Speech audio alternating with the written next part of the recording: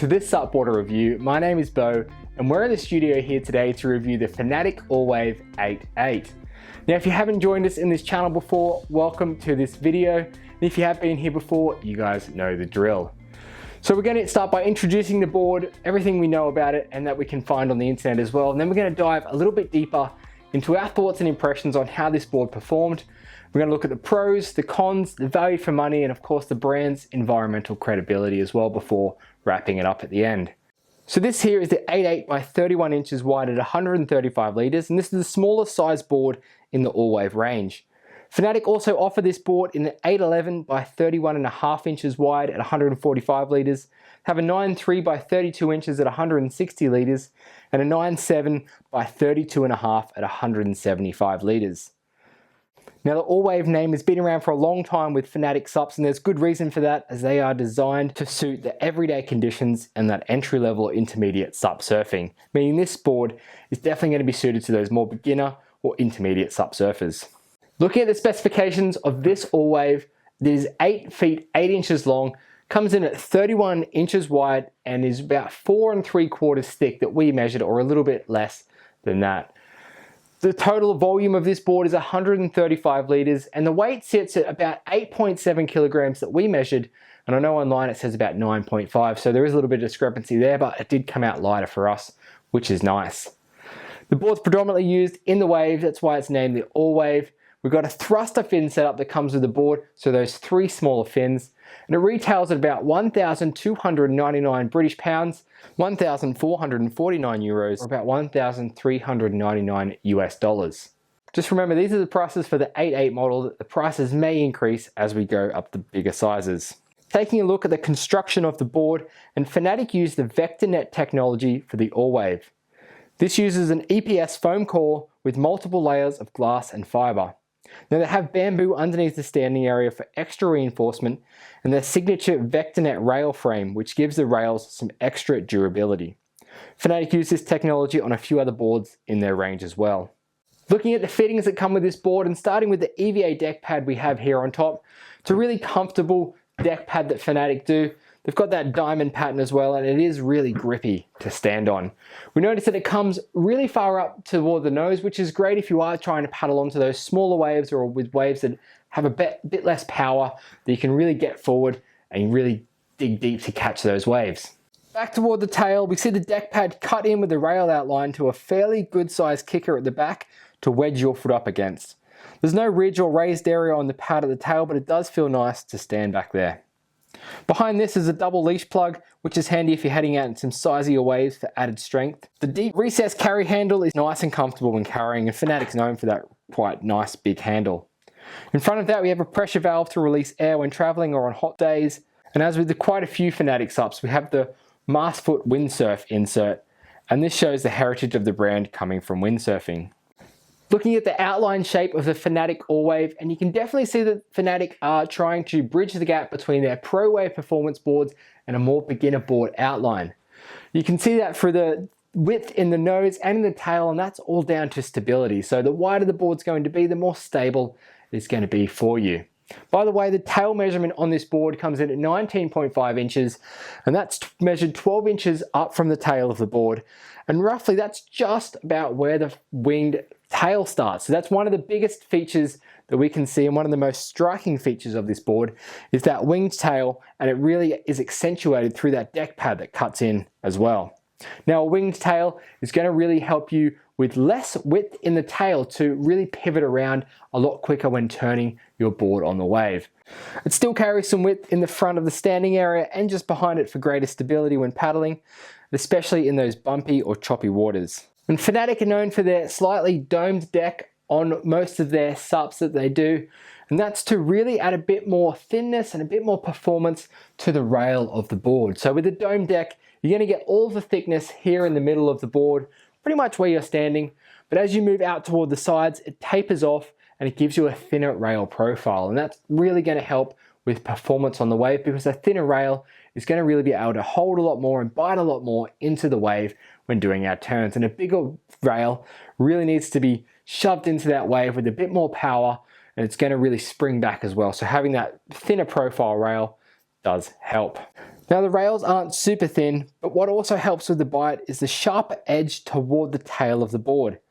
Now this softens out only slightly just past the fins, which is natural on most boards. But on the Fanatic All Wave, you can feel like there's a kind of edge running all the way up to the nose. So to understand the rail shape a little bit more, if we have a softer rail or a more curved rail on our board, that means it's going to be a little bit more forgiving and it's going to be less likely that we catch a rail. However, it does create more drag because the water needs to flow up and across the deck of the board a little bit to hold that rail in place. Whereas a harder edge or a sharper edge, just like on this Fanatic All Wave and a few other boards as well, this really does help the board to increase the speed as that harder edge will release water faster and make a faster board through the water. But we'll chat about this more a little bit on our thoughts and impressions, as it does feel a little bit different. Flipping the board over and having a look at the bottom contours on this All Wave, and things get really interesting when we do start to look at the bottom shape on this board. It starts off in the nose as a small single concave, but quickly moves into a double concave just in front of the standing area. Then from there, after that, just on the standing area, we actually have a single concave, and again that runs back a little bit further into another double concave. Once we start to get toward the fins, it turns into a V, so it's going to really help with that rail to rail transition. And then as we get right out through the tail, it continues with that V. So again, once you do stand on the tail, you're really going to notice it rocking from side to side and really transitioning nice when you are turning from one rail to another rail. The Fanatic All Wave comes as that 3-fin thruster setup with all the same size fins. So you're getting 3 5-inch fins with your purchase.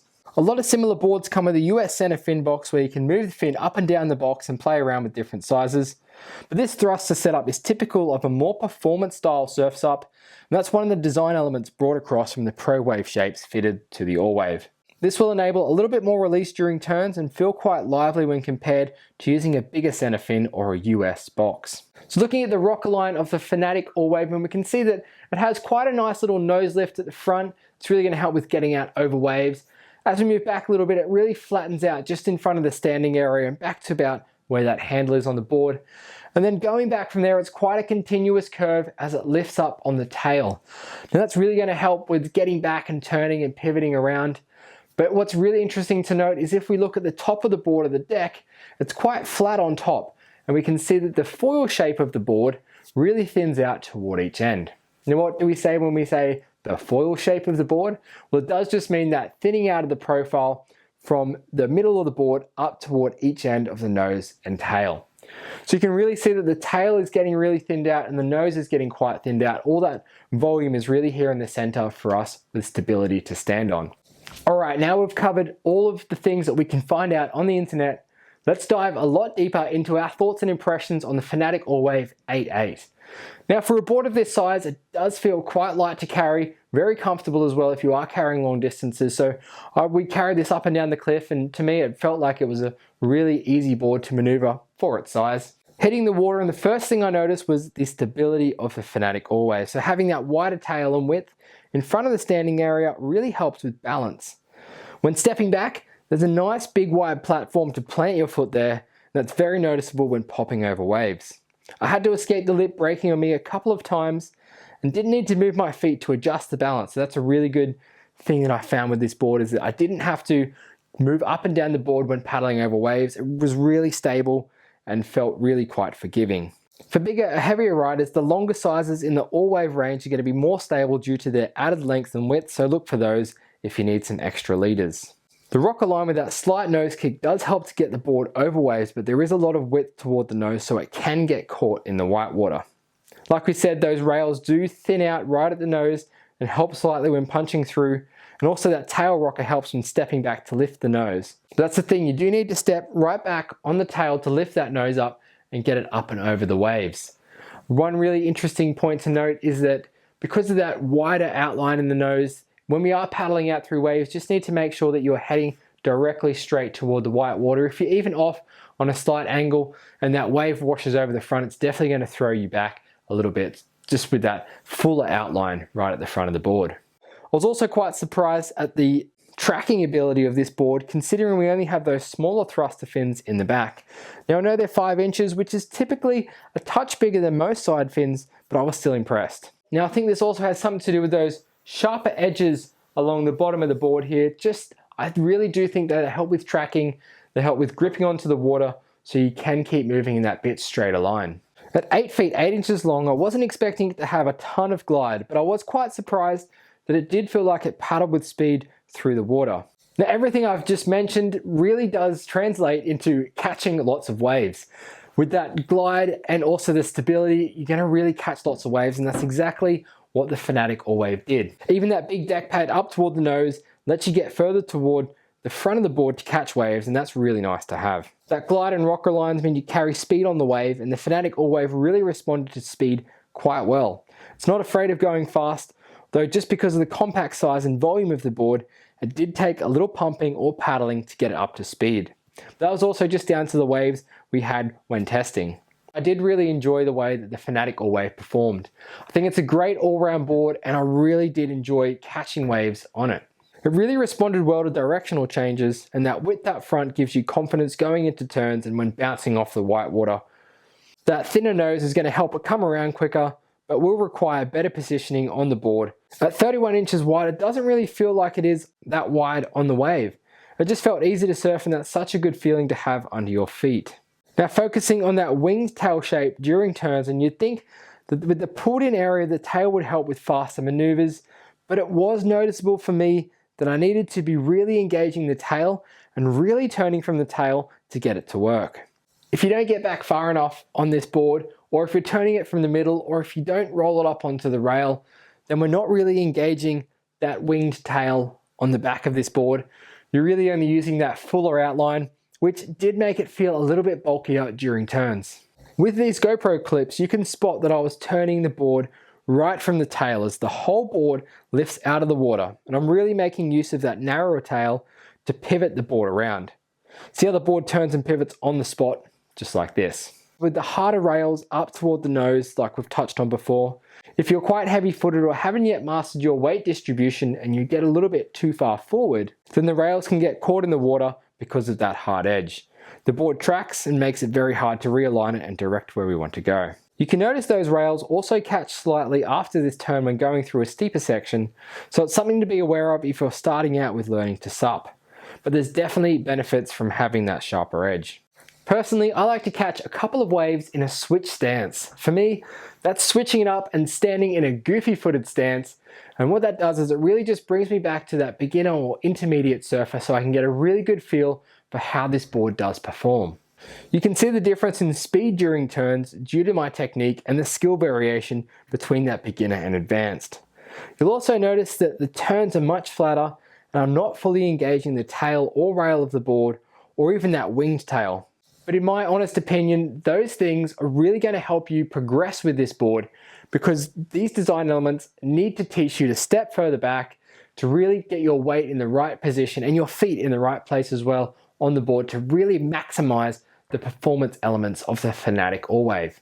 But I do wonder if Fanatic did place the wing a little bit further forward, even just at the back of the trailing edge of the side fins, I believe that that would help break the water sooner and help pivot the board around for those SUP surfers who turn from a little further forward. But as it stands, it does its job perfectly when stepping back above that trailing fin to turn the board. So who is this board going to suit?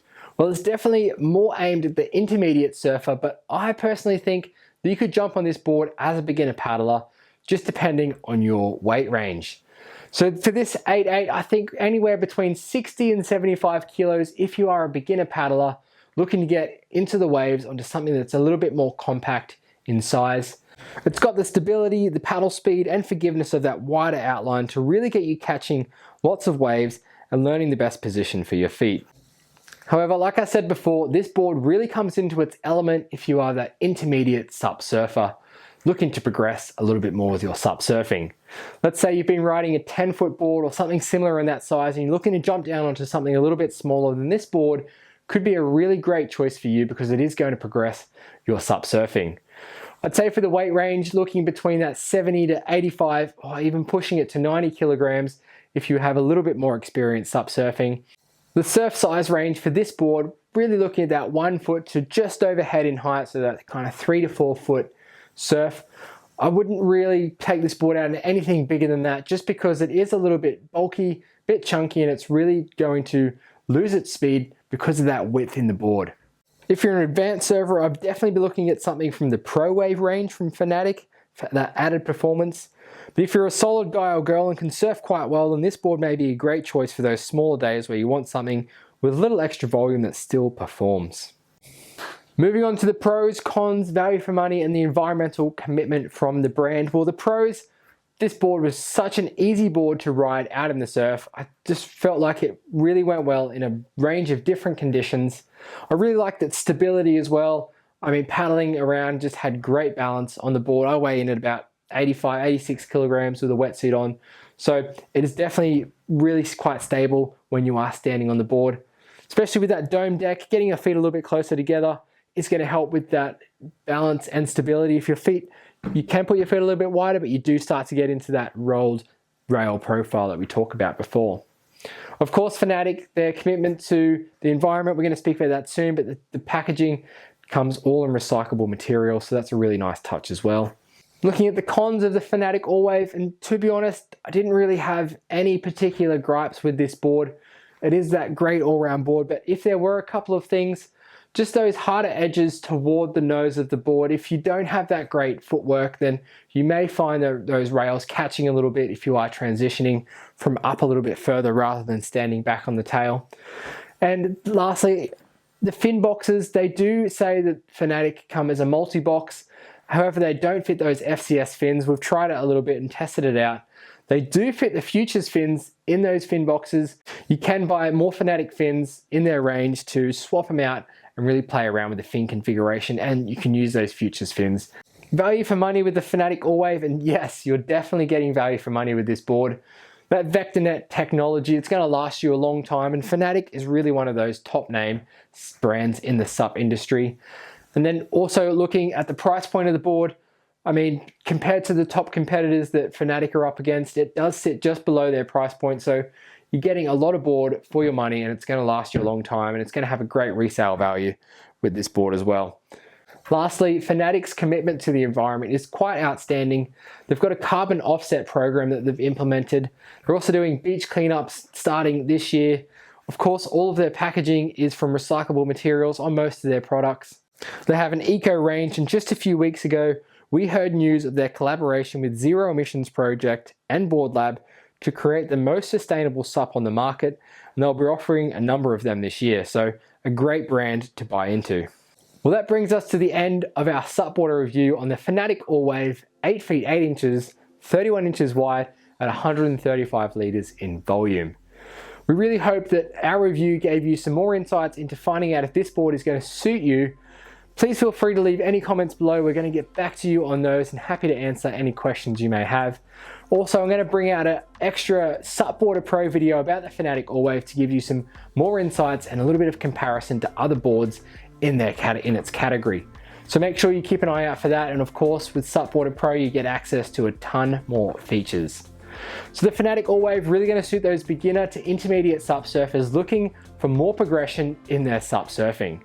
Thanks so much for tuning in to this video, and we really look forward to seeing you on another SUPboarder review really soon.